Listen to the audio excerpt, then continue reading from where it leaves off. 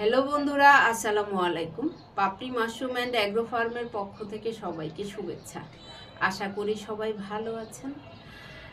শ্রদ্ধেয় উদ্যোক্তাদের মধ্যে অনেকেই আছেন যে এই শীতে তো মাশরুমের ফলন স্বাভাবিকভাবেই হবে, তাহলে এক্সট্রা কি যত্ন নিতে হবে যে আমার পিন কেন মরে যাচ্ছে, অথবা হলুদ হয়ে যাচ্ছে, অথবা হলুদ হয়ে একদম ঝরে পড়তেছে।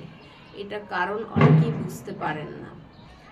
প্রথমত বলবো যে এই সিজনে আপনাকে খেয়াল রাখতে হবে ময়শ্চারাইজারটা আপনাকে কতখানি ড্রাই, যতটা ড্রাই হবে সেটা বোঝার উপায় কি আমি এর আগের ভিডিওতেও বলেছি যে আপনার স্কিনটা যখন টান টান ধরবে আপনি তখন বুঝতে পারবেন মাশরুমটাও এরকমের টান টান ধরবে, শুকিয়ে যাবে, হলুদ হয়ে যাবে।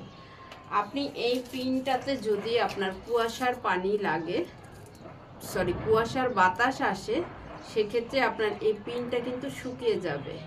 অথবা আপনি যদি ঠিক মতো স্প্রে না করেন সেক্ষেত্রেও পিন শুকিয়ে যাবে। দেখেন আমার কিন্তু একটা পিনও হলুদ হচ্ছে না এবং আমার কিন্তু কোনো প্রকার শুকিয়েও যাচ্ছে না।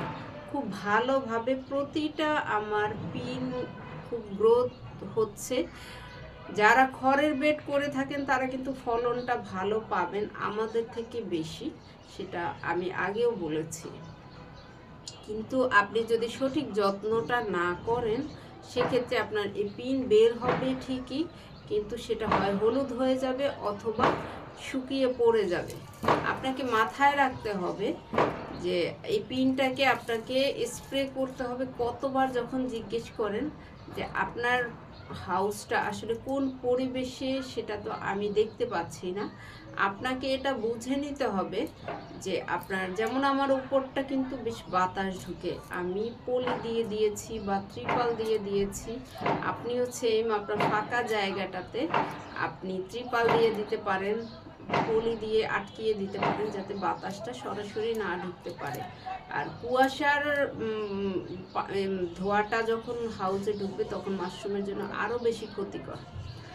এবং আপনাকে বিশেষ করে সব মাশরুমে না, যেগুলো পিন আসে না সেগুলোর যত্ন স্বাভাবিক, কিন্তু আপনাকে বাড়তি খেয়াল রাখতে হবে যে স্পুনগুলোতে অথবা ঘরের বেডগুলোতে পিন এসেছে সেটাতে আপনাকে অবশ্যই খেয়াল করতে হবে যাতে শুকিয়ে না যায়, ভেজা ভেজা থাকে।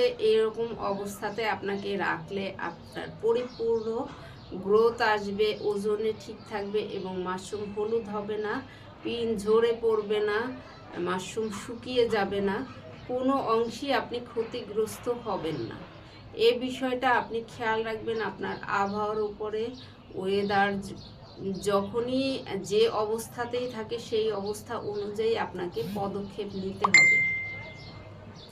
আশা করি ভিডিওটি দেখে উপকৃত হবেন। ভালো থাকুন, সুস্থ থাকুন এবং যে কোনো সমস্যায় আমাদের কাছে দিয়ে রাখতে পারেন, ভিডিও আকারে দিয়ে দেবো যাতে আপনি উপকৃত হন এবং অন্যরা যারা উপকৃত হতে পারেন সেই জন্যই ভিডিও আকারে দেয়া। ভালো থাকুন, সুস্থ থাকুন এবং নিজ ঘরে ঘরে মাশরুম চাষ করে নিজের পুষ্টির চাহিদা মিটিয়ে তুলুন। আল্লাহ হাফেজ।